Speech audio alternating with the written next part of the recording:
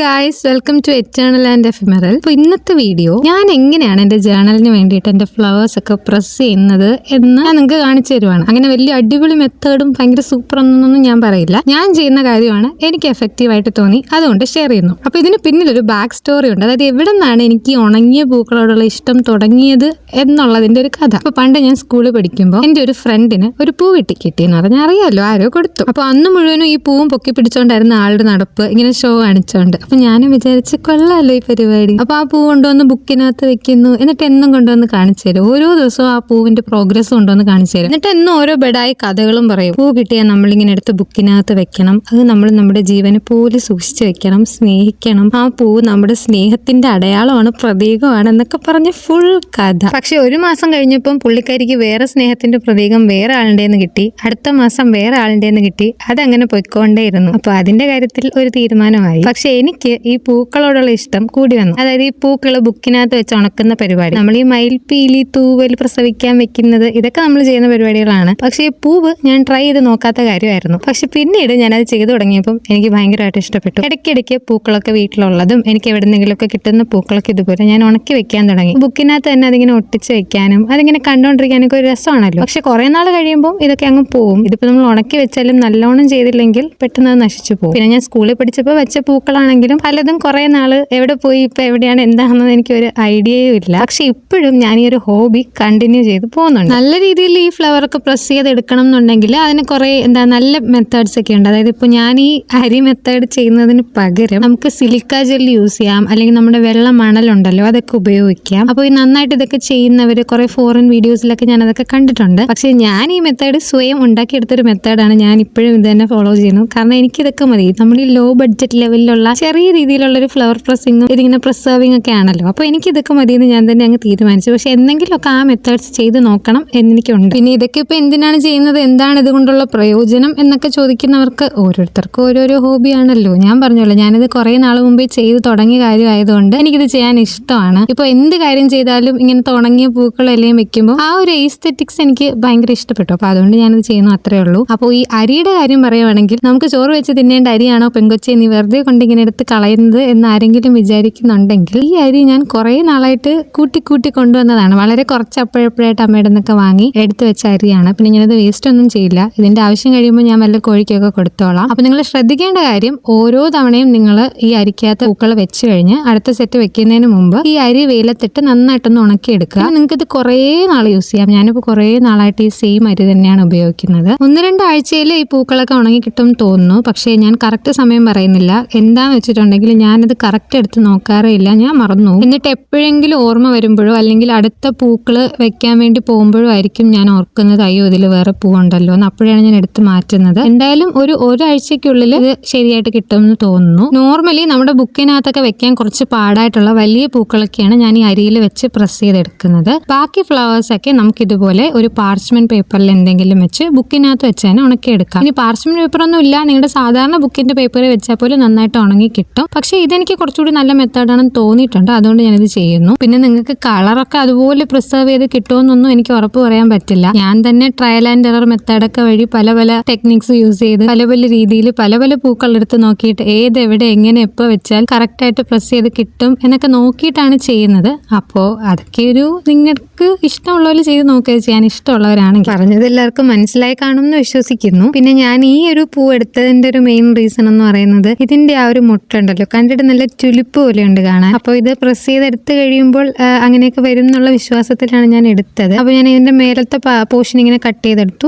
അതായത് ആ മുകളിലത്തെ പൂവ് മാത്രം, പിന്നെ മുട്ട ഇതുപോലെ എടുത്തു വെച്ചു. അപ്പോൾ ഇത് ഞങ്ങളുടെ ആദ്യത്തെ വീഡിയോ നിങ്ങൾ കണ്ടിട്ടുണ്ടെങ്കിൽ, ഈ നമ്മുടെ ചാനൽ തുടങ്ങിയപ്പോഴത്തെ ഫസ്റ്റ് വീഡിയോ ഒരു ക്യാൻഡിൽ ഉണ്ടാക്കുന്നതായിരുന്നു. അപ്പോൾ അതിനകത്ത് വെച്ച ഒരു പൂ ഉണ്ടല്ലോ, അത് ഈ മേളിൽ കാണുന്ന എന്താണ്, ഈ ഒരു തെറ്റിപ്പൂവാണെന്ന് തോന്നുന്നു. ഈ ഒരു പൂവിന്റെ ഈ ഒരു പൂവാണ്. അപ്പോൾ അത് പ്രിസർവ് ചെയ്തെടുത്ത് കഴിഞ്ഞപ്പോൾ ഇങ്ങനെ ഈ വെള്ള കളറിലൊക്കെ ഇരിക്കും എന്ന് ഞാൻ വിചാരിച്ചു. ഈ പേപ്പറിലൊക്കെ വെക്കുന്നുണ്ട്, പക്ഷേ കളറൊക്കെ പോയിട്ട് ഉണങ്ങിയിട്ടാണ് കിട്ടിയത്. പക്ഷെ കാണാൻ നല്ല രസമുണ്ടായിരുന്നു. അതുകൊണ്ട് ഞാനത് ആ ഒരു ക്യാൻഡിലിനകത്ത് വെക്കാൻ വേണ്ടി എടുത്തു. അപ്പോൾ അതിനൊക്കെ എത്രയോ മുൻപ് ഞാൻ ഷൂട്ട് ചെയ്ത് വെച്ചൊരു വീഡിയോ ആണ് ഈ ഒരു ഫ്ലവർ പ്രസ്സിംഗ് വീഡിയോ എന്നുള്ളത്. കാരണം ഞാൻ ഫസ്റ്റ് ഈ ഒരു ഇയർ സ്റ്റാർട്ട് ചെയ്ത സമയത്ത് എന്തായാലും ചാനൽ തുടങ്ങണം എന്നൊരു ഡിസിഷൻ എടുത്തു. അപ്പോൾ ഞാൻ വിചാരിച്ചു, അപ്പോൾ ആദ്യം കുറച്ച് വീഡിയോസ് ഒക്കെ ഒന്ന് എടുത്ത് നോക്കാം, എങ്ങനെ എടുക്കണം എന്നൊക്കെ എനിക്കൊരു ഐഡിയ കിട്ടുമല്ലോ. അപ്പോൾ അങ്ങനെ എഡിറ്റ് ചെയ്ത് നോക്കാം എന്നൊക്കെ പറഞ്ഞ് ഞാൻ വീഡിയോസ് ഒക്കെ എടുത്ത് വെക്കാൻ കാണിക്കാമെന്ന് വിചാരിച്ചു. അങ്ങനെ ഞാൻ ഫസ്റ്റ് വെറുതെ എടുത്ത് വെച്ചൊരു വീഡിയോ ആണ് ഈ ഒരു വീഡിയോ. ഇതിങ്ങനെ അപ്ലോഡ് ചെയ്യുമെന്ന് ഞാൻ ഒരിക്കലും വിചാരിച്ചതല്ല. വെറുതെ ഒന്ന് എഡിറ്റിംഗ് പഠിക്കാനും പിന്നെ ഒന്ന് ഷൂട്ട് ചെയ്ത് നോക്കാനും വേണ്ടി ഞാൻ വെറുതെ എടുത്ത് നോക്കിയ വീഡിയോ ആണ്. ഞാൻ ചെയ്യുന്നൊരു കാര്യമാണല്ലോ, അപ്പൊ അത് തന്നെ ഒന്ന് എടുത്ത് നോക്കാമെന്ന് വിചാരിച്ചു. അങ്ങനെ ഞാൻ ജേർണലിംഗ് ചെയ്യുന്നൊരു വീഡിയോ ഇട്ടപ്പോൾ എൻ്റെ അടുത്ത് ഒരാൾ ചോദിച്ചു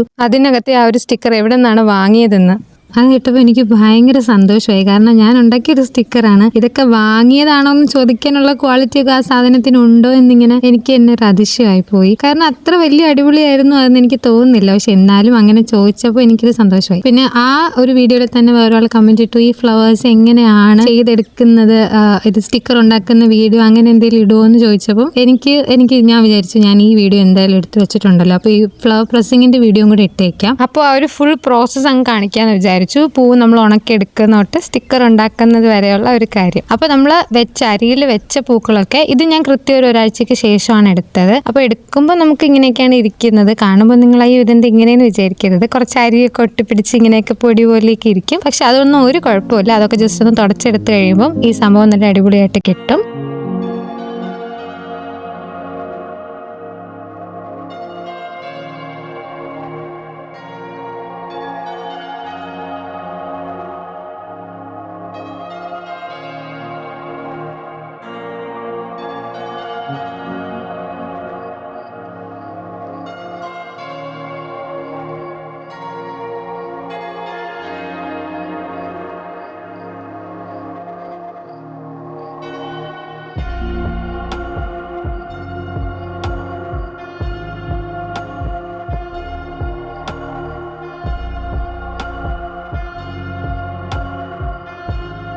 അപ്പോൾ ബുക്കിനകത്ത് വെച്ചതും ഒരാഴ്ച കഴിഞ്ഞിട്ട് തന്നെയാണ് എടുത്ത് നോക്കിയത്. അതും നന്നായിട്ട് ഇരിക്കുന്നുണ്ടായിരുന്നു. ബുക്കിൽ വെക്കുമ്പോൾ നിങ്ങൾ ശ്രദ്ധിക്കേണ്ട കാര്യങ്ങൾ, കുറച്ച് ഫ്ലാറ്റ് ആയിട്ടുള്ള പൂക്കൾ വേണം എപ്പോഴും നിങ്ങൾ ബുക്കിനകത്ത് വെക്കേണ്ടത്. അപ്പോഴേ അത് നന്നായിട്ട് കിട്ടത്തുള്ളൂ. പിന്നെ പൂക്കളായാലും നനവൊന്നും ഇല്ലാതെ നല്ല ഡ്രൈ ആയിട്ടുള്ള പൂക്കൾ വേണം എടുക്കാൻ. അപ്പോൾ ഇതുപോലെ കിട്ടും. അപ്പോൾ ഇതാണ് നമ്മൾ നേരത്തെ വെച്ച ആ ഒരു തെറ്റിപ്പൂവ്. അപ്പോൾ ഇതിന്റെ പൂവ് ഫുള്ളും കണ്ടോ നല്ല ഡാർക്ക് ആയിട്ട് വന്നു. പക്ഷെ എനിക്ക് നന്നായിട്ട് ഇഷ്ടപ്പെട്ടു. അപ്പോൾ ഇതെല്ലാം ഇങ്ങനെ ഡ്രൈ ചെയ്തെടുത്തതിന് ശേഷം ഞാൻ ചെയ്യുന്നത് ഒന്നുകിൽ ഇതുപോലെ ചെറിയ ചെറിയ ബോക്സിനകത്താക്കി വെക്കും. അതായത് ഒരുപാട് കുഞ്ഞു പൂക്കളും പെറ്റൽസും ഒക്കെ ഒരു ബോക്സിൽ, കുറച്ച് വലിയ പൂക്കൾ വേറൊരു ബോക്സിൽ, ഇലകളൊക്കെ വേറൊരു ബോക്സിൽ അങ്ങനെ ഇട്ട് വെക്കും. പക്ഷെ കുറെ നാൾ ഇങ്ങനെ എടുത്ത് വെക്കാൻ പറ്റില്ല, അത് ചീത്തായി പോവും. അപ്പോൾ ഇത് കുറച്ചും കൂടെ കുറേ നാൾ നന്നായിട്ടിരിക്കാനും നന്നായിട്ട് വെക്കാൻ വേണ്ടിയാണ് ഞാൻ എപ്പോഴും സ്റ്റിക്കർ ആക്കി വെക്കുന്നത്. അത് കുറച്ചുകൂടി കൺവീനിയന്റ് ആണ്. നമുക്ക് ആവശ്യം വരുമ്പോൾ ഇങ്ങനെ ഇളക്കി ഒട്ടിക്കാം. അത് കുറെ നാൾ നന്നായിട്ട് ഇരിക്കുകയും ചെയ്യും.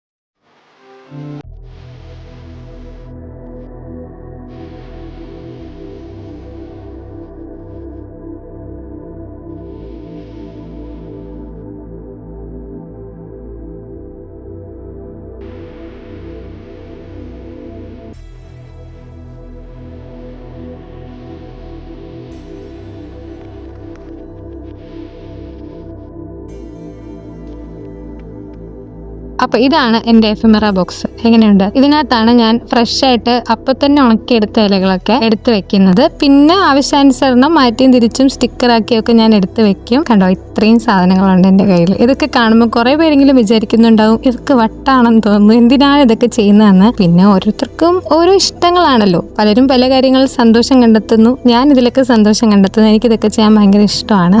അപ്പോൾ അത്രേ ഉള്ളൂ. അപ്പോൾ നിങ്ങൾ വേണമെങ്കിൽ എനിക്ക് വട്ടാണെന്ന് വിചാരിച്ചോളൂ. പക്ഷേ ഇതൊക്കെ ഇഷ്ടപ്പെടുന്നവരുണ്ടാവും. എന്നെനിക്ക് ഉറപ്പാണ്. അവർക്ക് എന്തായാലും ഇഷ്ടപ്പെടും. പ്രത്യേകിച്ച് ജേർണലിംഗ് ഒക്കെ ചെയ്യാൻ ഇഷ്ടമുള്ളവരാണ്, നിങ്ങൾക്ക് ഇങ്ങനത്തെ സാധനങ്ങളൊക്കെ എടുത്തു വെക്കാൻ ഇഷ്ടമാണെന്നുണ്ടെങ്കിൽ ഇത് നല്ലൊരു ഓപ്ഷനാണ്. കാരണം ഒരു ബഡ്ജറ്റ് ഫ്രണ്ട്ലി ഓപ്ഷൻ കൂടിയാണ്. നിങ്ങൾക്ക് പ്രത്യേകിച്ച് വില കൊടുത്ത് സ്റ്റിക്കേഴ്സ് ഒന്നും വാങ്ങിക്കേണ്ട ഒരു സാധനമില്ല, ഇതൊക്കെ തന്നെ ധാരാളം. പിന്നെ ഇതൊരു ചെറിയൊരു മെമ്മറി കളക്ഷൻ കൂടിയാണല്ലോ. ഞാൻ ഒരിടയ്ക്ക് സ്ഥിരമായിട്ട് ചെയ്യുന്ന ഒരു കാര്യം ഇപ്പോഴും ചെയ്യാറുണ്ട്. എവിടെയെങ്കിലും പോകുമ്പോൾ നമ്മുടെ കയ്യിലേക്ക് ആകസ്മികമായിട്ട് വന്ന് വീഴുന്ന പൂക്കളും ഇലകളൊക്കെ ഇല്ലേ, അപ്പൊ അതൊക്കെ ഒരു ഫോർച്യൂൺ ആണെന്ന് വിശ്വസിക്കുന്നവരുണ്ട്. അപ്പൊ ഇങ്ങനത്തെ ആർക്കും വലിയ ദോഷകരമല്ലാത്ത ചെറിയ ചെറിയ അന്ധവിശ്വാസങ്ങളൊക്കെ എനിക്കുണ്ട്. അപ്പോൾ അങ്ങനെ കിട്ടുന്ന ഫെദേഴ്സ്, പൂക്കള്, ഇലകള് ഇതൊക്കെ ഞാൻ എടുത്തു വെക്കും. അപ്പൊ അങ്ങനെ കിട്ടുന്ന പൂക്കളോടും ഇലകളോടും തൂവലുകളോടും ഒക്കെ ഒരു പ്രത്യേക സ്നേഹം കൂടുതലുണ്ടാവും. അപ്പൊ അതൊക്കെ അത്രേ ഉള്ളൂ. ഞാൻ എന്തിനാണ് ഇത് പിന്നെയും എടുത്ത് പറയുന്നതെന്ന് വെച്ചാൽ ഇതൊക്കെ നല്ലൊരു കാര്യമാണ്. നിങ്ങൾ പരീക്ഷിച്ചിട്ടില്ലാത്തവർ ചെയ്തു നോക്കുക. നമ്മൾ പറയില്ലേ ലൈഫിൽ ചെറിയ ചെറിയ കാര്യങ്ങളിൽ സന്തോഷം കണ്ടെത്തണം എന്നുള്ളത്, അങ്ങനെ. അപ്പോൾ ഇത് ഞാൻ നേരത്തെ ഉണ്ടാക്കി വെച്ചിരുന്ന സ്റ്റിക്കേഴ്സ് ആണ്. ഇതിന്റെ വീഡിയോ ഞാൻ അന്ന് എടുക്കാൻ മറന്നുപോയി. അപ്പോൾ ഇന്ന് അത് കാണിക്കാൻ വേണ്ടി ഞാൻ വേറെ ഫ്ലവേഴ്സ് വെച്ച്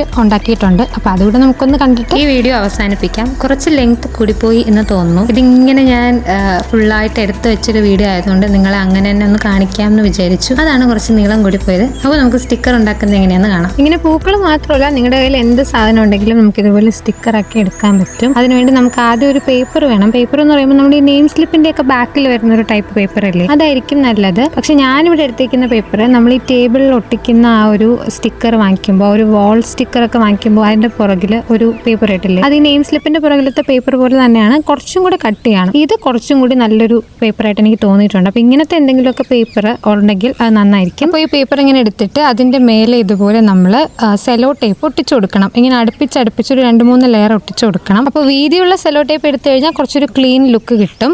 എന്നിട്ട് നമ്മളിത് ഒട്ടിച്ചതിന് ശേഷം ഒരു പീസ് സെലോ ടേപ്പ് എടുത്തിട്ട് അതിന്റെ അടിയിലോട്ട് ഇങ്ങനെ ഇലയോ പൂവോ എന്താന്ന് വെച്ചാൽ ഇതുപോലെ ഒട്ടിച്ചു കൊടുക്കണം. ഇങ്ങനെ ചെയ്യുമ്പോൾ കുറച്ചും കൂടി നീറ്റായിട്ട് നമുക്ക് ചെയ്തെടുക്കാൻ പറ്റും. ഇനി ഇതുപോലെ നമ്മുടെ കയ്യിലുള്ള എല്ലാ ഫ്ലവേഴ്സും ഇലകളും ഇങ്ങനെ ഒട്ടിച്ചിട്ട് നമ്മൾ ആദ്യം ഒട്ടിച്ച ആ ഒരു ലെയറിന്റെ മേലെ കൂടി ഇതൊന്ന് ഒട്ടിച്ചെടുക്കാം. അപ്പൊ ഇത്രയാകുമ്പോൾ സ്റ്റിക്കറിന്റെ പരിപാടി കഴിഞ്ഞു. കുറച്ച് അടുപ്പിച്ച് ഒട്ടിച്ചു കഴിഞ്ഞാൽ നമ്മുടെ പേപ്പറും ടേപ്പും ഒന്നും അധികം വേസ്റ്റ് ആവില്ല. എന്നാലും കുറച്ചൊക്കെ വേസ്റ്റ് വരും സൈഡിൽ നിന്നൊക്കെ പോകുമ്പോൾ. സൈഡ് വിട്ടിട്ട് വേണം ഇതൊന്ന് കട്ട് ചെയ്തെടുക്കാനും.